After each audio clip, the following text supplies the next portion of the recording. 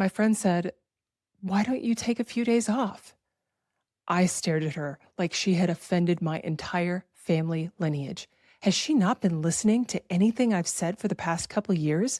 I don't have time to take time off. There are too many things to take care of, and everyone is relying on me. Besides, the one time I took a family vacation, I had to work during it anyway because no one else could handle what needed to be handled. The thing is, she's not the first person to suggest this, not the first person to say I should slow down, not take on as much, as if that was an option. What is happening in their lives that makes it so easy to just do less? I have spent so much time working towards the goals I have. I can't slow down now because it will all fall apart. This is the energy it took to get here. This is the energy it will take to finish. Hi, I'm SuperKate. Welcome to Connecting with SuperKate for women who have too many job titles, too many commitments, and are done just getting through it. Last week, I released a 3-part series called Why Rest Isn't Working. If you haven't listened to it yet, start with episode 17. While this isn't officially part of the series, it's the question I get asked a lot when talking to people and clients about prioritizing rest. Because understanding why rest isn't working is one thing, believing you're allowed to actually do something about it, that's something entirely different.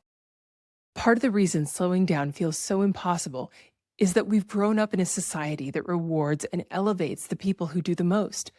We champion the idea that giving everything to something, your job, your family, is the only way to do it. And if we aren't selflessly spending every second of our days in service to everyone else, then we are worthless. To top it off, you have all of the expectations that society puts on women's shoulders exclusively. Now, I have bragged many times in my life about the amount of hours I worked in a week. I've joked that I'll sleep when I'm dead. And those are some of the things we say to cope with the fact that we are scared of slowing down, because when we slow down, we have to confront the thoughts we've been avoiding by staying busy. Do these thoughts sound familiar? Why aren't you further along? Why aren't you doing better? Why do you think you'll ever be good enough? It's really difficult to hear yourself think those thoughts. It's much easier to fill your time doing things to drown them out, to solve other people's problems, to stay so busy that the thoughts never get loud enough to hear. And because we've grown up in this mindset and are surrounded by these rules, it's easy to throw our hands up and say, that's the way it is. It's too difficult to turn the ship. But this seemingly small moment changed the game for me. I was finishing up some breakfast and looking out the window. I noticed a doe and her fawn walking into the yard. I watched the little fawn as she tried to get up under her mom and nurse, and her mom gently nudged her away so that she could have her own feeding time. I heard the voice say, "It's time to start your day, SuperKate. Get upstairs, get to work. This isn't work. This won't bring in any money. Get back to work." There have been so many times when I listened to that voice and headed straight back upstairs. There have been times when I never even lifted my head to look out the window because I was buried in all of the shoulds and the have-tos. But this time, I asked myself, what if I could just stay here a few more minutes? Is it really going to make that much of a difference? And so I stayed. I watched the fawn run around the yard, little zoomies everywhere. I felt the anxious feelings in my stomach and the nervous energy running out of my fingers. But I chose to believe in that moment that nothing would fall apart if I spent a few more minutes watching this bunch of adorableness. Now, you may be thinking, "Ugh, that's one moment, SuperKate. That doesn't really qualify as slowing down." And you're right that it's small. But here's the thing. You have to understand there's a possibility of doing things differently before you start doing them differently. For me to change how I looked at my time, it had to start with a moment of questioning.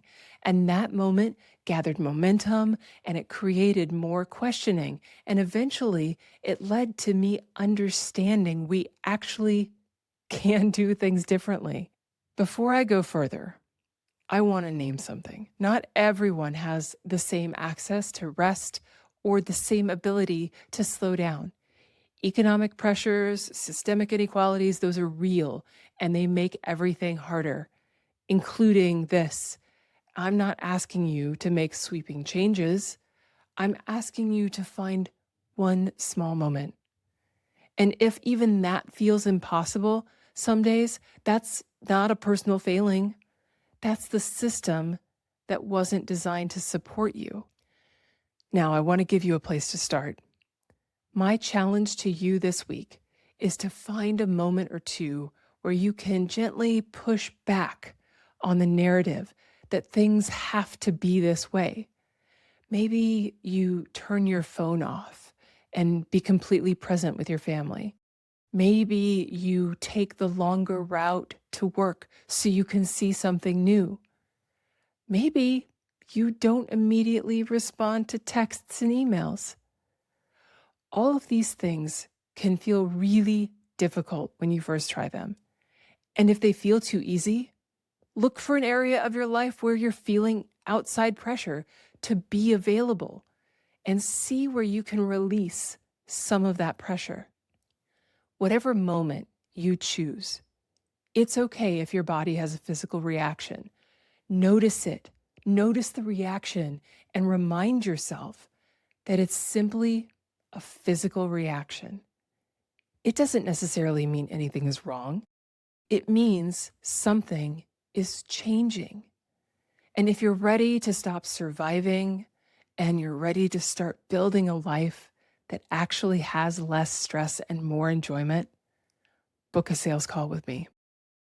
Until then, thank you for joining me, and I look forward to the next time I get to connect with you.